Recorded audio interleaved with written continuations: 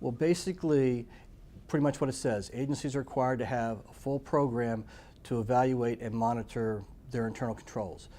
And the new requirements really make fraud a key point on that.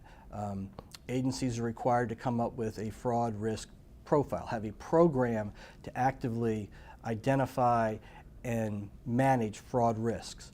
A lot of agencies have sort of done that in the past, but now it's sort of a requirement to formalize it.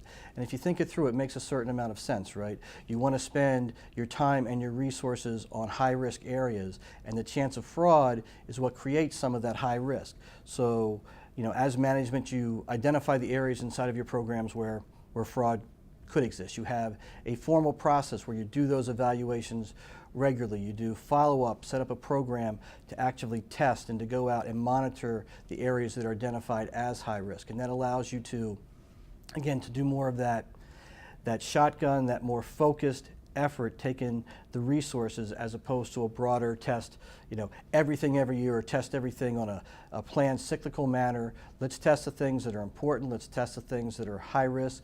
Let's test the things that have that potential for fraud on a regular basis and a little more depth and detail, and not so much doing everything all the time.